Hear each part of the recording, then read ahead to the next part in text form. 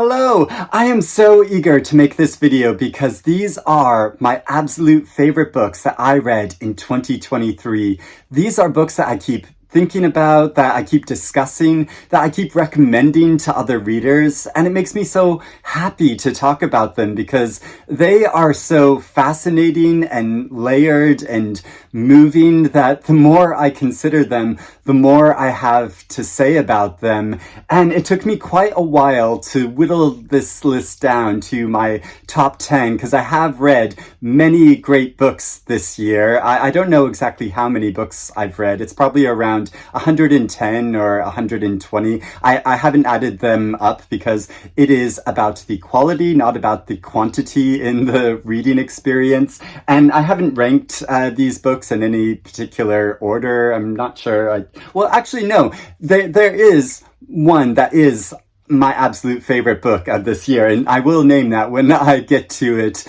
But I'm going to go through and discuss why I think all of these books are so great and why I hope you might be inspired to pick up one or two or talk about them more with me because, yeah, there is a lot more to say. And I would love to hear about your favorite books that you read over the past year as well. Please give me your recommendations as well. And it's been so wonderful discussing books with so many people online throughout the year. So thank you for that. And especially because I started my own online book club earlier this year, and we have been having such great talks about what we've been reading in that group. And the very first book on my list is a book that we read in my book club. And yes, there was so much to say about it, and it had a really positive response, and I loved it. And that is The Beasting by Paul Murray, which is the longest book on my list, but it is so worth it. And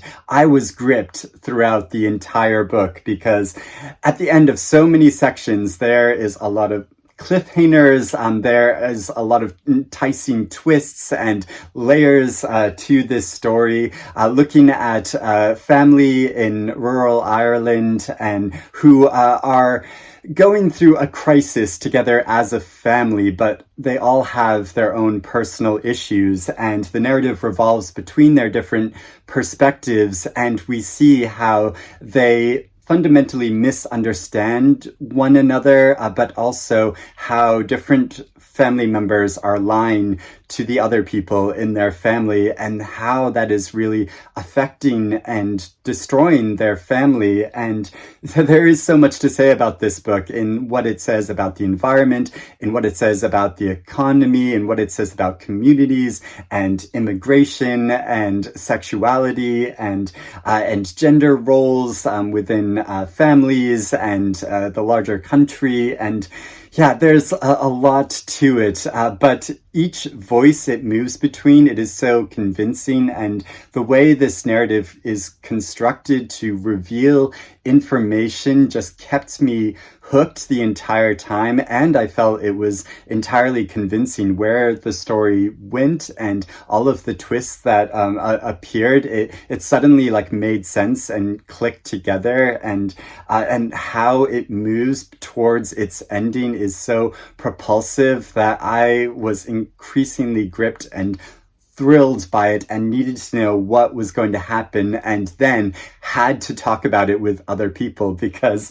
there can be so many different interpretations to what happens in this story or what doesn't happen, and that provides so much juicy discussion for a book club like I had in mine, or in that you can have with friends or anyone in general. And that is why I think this is such a great reading experience. But it is also so funny, and there's lots of punchy dialogue to it, and really clever lines and bits of like humor and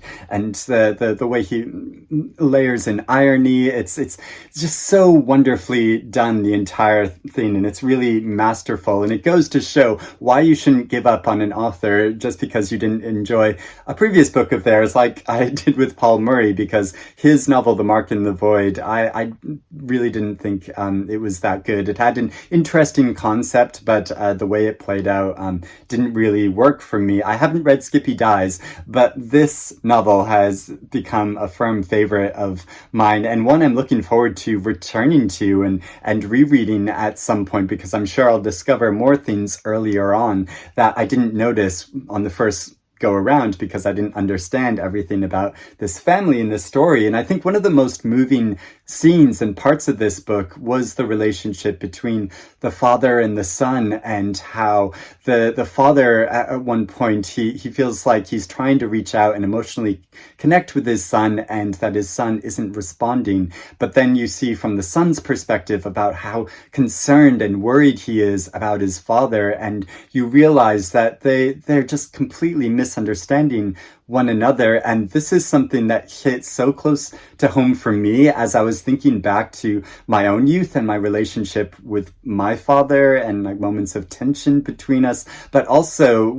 the relationship I have now with children like my godson and my nephew, and thinking about how frustrating it is for me when I'm trying to reach out and connect with them and have discussions with them, and they're just kind of blank and not really talking, and how there's really so much going on beneath the surface than you initially understand, and we can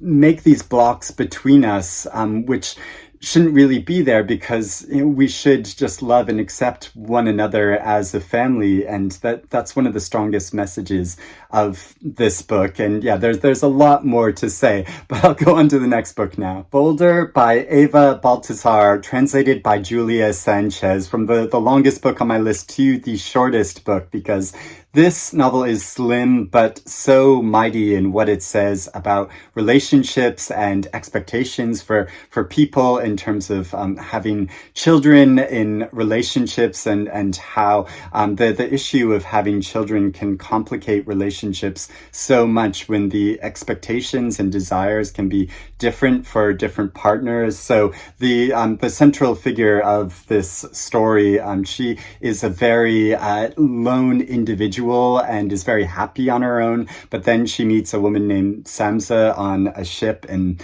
they fall for each other in a really hard way. And so when Samsa wants to settle down, Boulder, as she is nicknamed, is persuaded to move with her and stay in one place rather than living this transitory lifestyle. But then Samsa wants to have a child as well, which Boulder also reluctantly agrees to. And then this causes complications in their relationship as they become parents, transitioning from lovers and partners to parents. And that is such a difficult thing for so many couples. That I think anyone will relate to this, consider, even if your experience is very different from these characters, which it probably is. I feel like it speaks so universally to this issue of parenting and the question of whether to become parents, and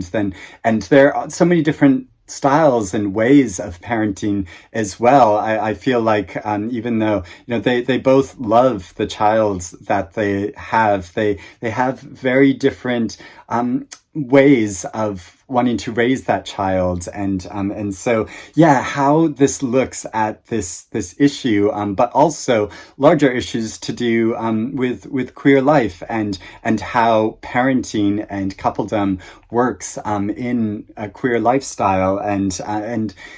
but larger than that, it's to do with about these issues to do with being an individual and being in a loving couple, and how much we're willing to compromise for the person in our relationship, and how much we need to stay true to our authentic selves. And I don't think there's any easy answers to this, because a lot of people will say, oh, if you're in a loving relationship, you have to make sacrifices all the time. But once you start making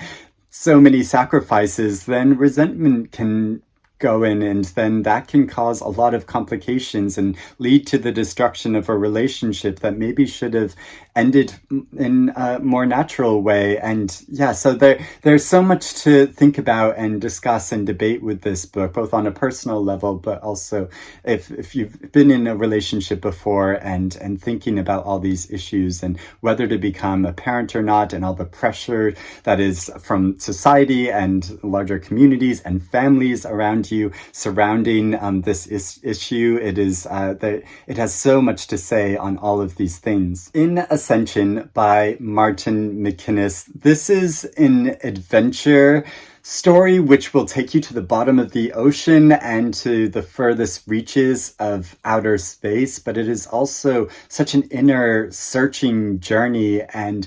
questions the meaning and the origin of life in such a profound way. And following the central character of this novel, a woman who had a very difficult childhood and relationship with her father, and her interest in biology and how this takes her into sea exploration and then onto this mission that goes into outer space. It is so imaginative and awe-inspiring and instilled in me this sense of wonder about the world, larger world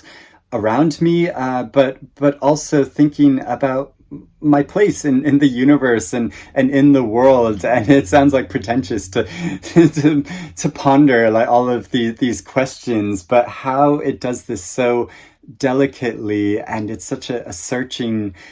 journey, that it's really wondrous and also really gripping, the plot of this story and what he does in the narrative and where he takes his character, and in the later parts of the book where he takes the story made me start questioning things about it and what I had read so far. And as I've talked about before, I just found this so fascinating that once I finished this quite long book, I immediately went back to the beginning and read it all over again, because I wanted to see how the ending connected with the beginning and look for more clues that I might have missed earlier on in the story for potential answers, even though I think ultimately there aren't any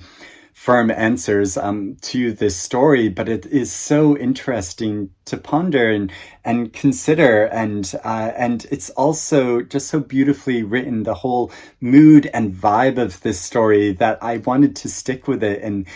stay sunk into this story and feel the sensation of being in the ocean in the wonderful way that Martin MacInnes describes it, and being out in outer space and looking out into it, and the tremendous sense of fragility we have as living beings in this larger universe that is quite like hostile to us and indifferent to whether we survive or not, but also the beauty that just exists out there in the world, if you just look at it. And again, this just, I'm sounding like quite pretentious, but it's so beautiful how all of this subject matter is handled in this story. And it was such a wonderful reading experience, and it was such an honor to speak to the author Martin MacInnes about this novel on my channel, and I just love this book. In Memoriam by Alice Winn. I was at a Christmas party the other day, and I was talking with someone about some of our favorite reads from this year, and she mentioned In Memoriam, and I was immediately like, yes, absolutely, this novel. And as we were talking about it, excitedly discussing it, we were starting to get tears in our eyes, because it is such a heartbreaking story, but it is so beautiful at the same time, and really complex how she handles this historical period of the period of the First World War, and young men in England who are inspired to, well, some are inspired to go join in with fighting and really gung-ho about it, and others are guilted into going into that experience and feel really pressured into it, and how this leads to such large-scale death and tragedy. And but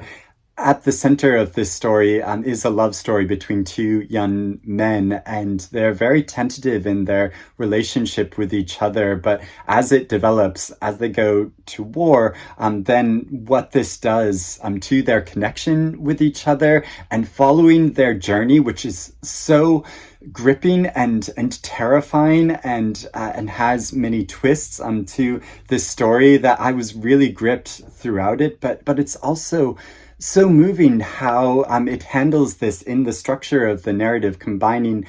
with a more straightforward narrative voice discussing these stories. There are newspaper clippings and articles and about reports from the war and lists of people who died in the war. And as the story goes on, and as we get to know more characters, and as some of these names start appearing amidst many other names on these lists, then I developed such a greater appreciation for how each death in this war meant something so personal to the people that were connected, to the people that died, who were such young men, who were so naive and so, like, to think of myself at that age going to war. I mean, it's just absolutely terrifying, but how it explores this like hidden aspect of gay history, but also touches upon the lives of a number of different people, of the diversity of soldiers that are involved in the war, and even on both sides of the fighting that's going on, but also the people that are left in England, the women that are left behind, and that are trying to understand what these young men have gone through when they come back horribly injured and disfigured from fighting in this war. It's such an incredible journey, such a wonderfully written historical novel, and incredible that this is a debut novel. So I can't wait to read more by Alice Winn. I hope she publishes more, because just such a beautiful book. The Birthday Party by Laurent Mauvignier, translated by Daniel Levin Becker. And this story is such a slow building thriller that as I was reading on, I was thinking, oh, this is taking quite a while to warm up to this story. But oh wait, what is going on here? Wait, what is happening? No, I really need to know what is going on here. And so this story completely gripped me until I was so thrilled and had to know what was going to happen that I just had to stop everything I was doing, couldn't sleep, and just stayed up, kept reading this novel to find out what was happening in this story and how it was all going to play out. Because it takes place in a French hamlet, as a birthday party is going to happen for a mother of this family. We first get to know each member of this family, the parents and the young daughter, but also a neighbor of theirs who's very artistic, and we get their different psychologies, what is happening in their life. But as this party starts taking place, there are intruders to this party, and we gradually discover why they are there and the consequences of them invading this party. And it has such a feeling of claustrophobia and real eerie sense, really eerie atmosphere to this story that added so much to the tension of it, and how he builds this through this very carefully detailed narrative is so masterful, I think. But even beyond the thrill of the story itself, that this novel says something much deeper about our relationships with each other, but also to our own past, to our history that we admit to ourselves or not, about the rampant misogyny that continues to exist, and how that can be such a horrifying terrible experience for so many people. And but the craftsmanship of this novel, I think, is absolutely superb, and it's brilliant. Mrs. S by K. Patrick. I became thoroughly obsessed with this story, the whole mood of it and the atmosphere of it, taking place at a rural girls' boarding school in England, following an Australian woman who moves there to become the new matron, and how she falls for the headmaster's wife and the relationship that they develop over time, this simmering romance, which is so delicious in its detail and sensuous, and but also really powerful in how it looks at the identity of the narrator and the protagonist at the center, her relationship to her sexuality and to her gender, to her own body, and the way she discusses this is so powerful, and this kind of tentative connection that she starts with the headmaster's wife, and the different levels to that relationship and how it plays out. I was so gripped by this story, but just loved reveling in all the detail of it, how she creates the whole atmosphere of this area, which there are so many great parts to it, so much great like symbolism, but also how it gets into the emotion of these characters that brought them into life for me in a way that felt completely real. Solenoid by Mircea Cartarescu, translated by Sean Cotter. This is one of the most difficult novels I have read in a really long time. But it is also one of the most brilliant books I've ever read. It is my absolute favorite novel that I read this year, and it is extraordinary. It is quite long, but also there are so many intricate sentences to take apart and consider, and he layers so much into both this story, but in to the language, the very specific language that he uses to describe this character's journey, which is very much an inner journey. It's a soul-searching journey. I'm trying to consider his own life and meticulously keep a notebook about it and record his memories and his dreams. But how this explores an individual's life and the meaning of life is so profound, but it's also funny and awe-inspiring and weird. It goes to some very surreal places. It takes him through these odd labyrinths and takes him into the consciousness of other beings, from a small little mite to this larger weird cult that is protesting against all of these petty things, and it's just it's an incredible journey, and I can't believe the places he goes to in this story, but it is also a very like humble inner story, and so much things about like the politics of Eastern Europe and the functioning of society, and the layers of history within the past century, but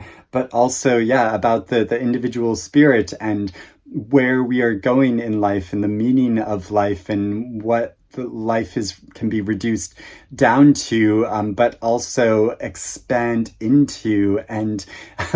there's so much to say about this book, and it does require a lot of time and concentration, but I can assure you it is so worth the journey and the effort that it takes to get into it, because it's incredible what he does in this story. It's a book that I'm continuing to think about, and I can't wait to explore more of his work and to revisit this book itself. And I hope more of his work is translated into English, because I think we need to read it. A book that was newly published in English for the very first time this year, but was first published in 1952, is Forbidden Notebook by Alba de Cespedes, translated from the Italian by Anne Goldstein. And this story is about a character keeping a notebook. I mean, very much like Solenoid, but in a very different context and very different style from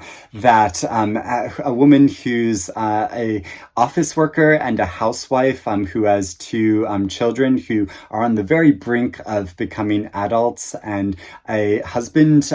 who has aspirations outside of his own quite like dull job, and but how she starts exploring her inner life by keeping a journal which she doesn't let her family know about, and which, as it goes on and becomes this soul-searching and confessional journey of keeping this notebook, she feels increasing pressure to keep it hidden, because we realize that there are so many things about her inner life that she is keeping from her family, and this feels like kind of a tragedy, but also a necessity because of the time period and the expectations on women, and especially mothers at that time, and what she was allowed to do, what she wouldn't allow herself to do, and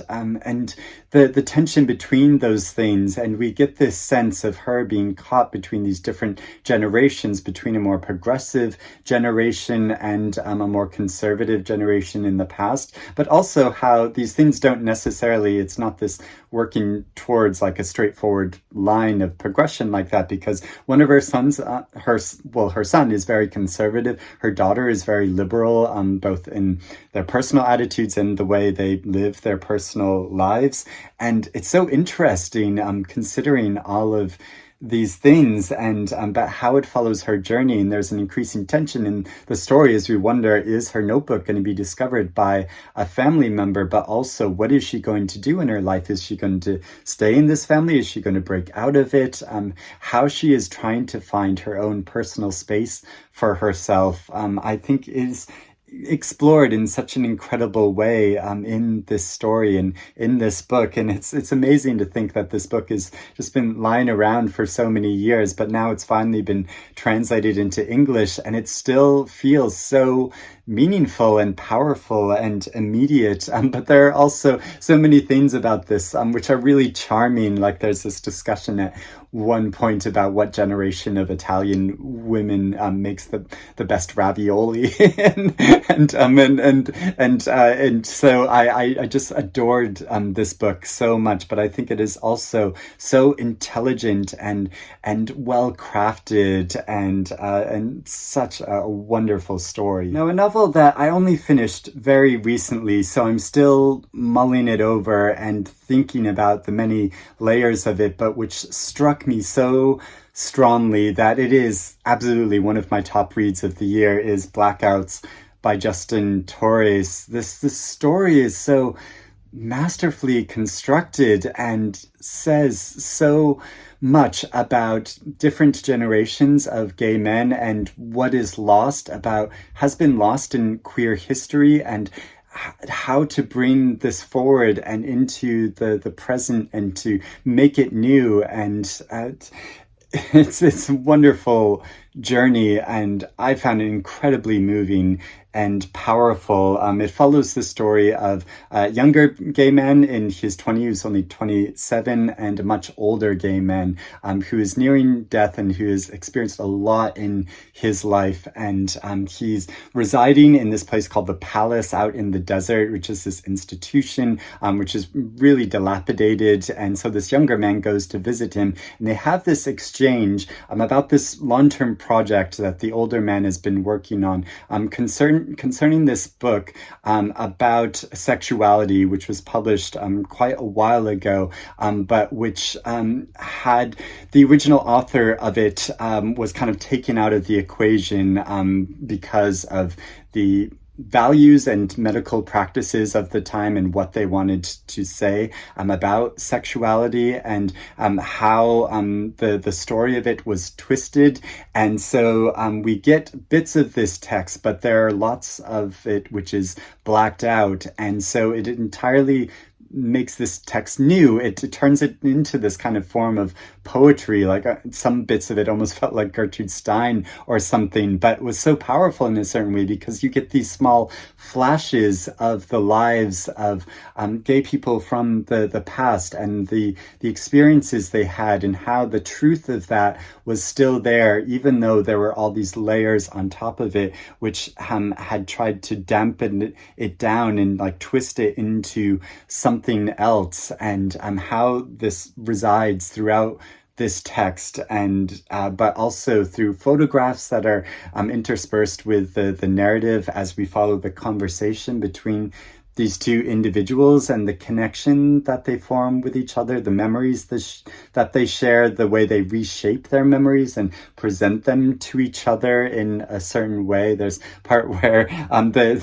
they're presented, stories are presented almost like a film script, and how this is like played out in an imaginative way that could feel gimmicky, but actually makes it even more vivid in the imagination. At least for me, as I was reading it, I felt like I could really see it and feel it, but was also aware how the narrative was being manipulated as they were going through this process of storytelling, and what this book says about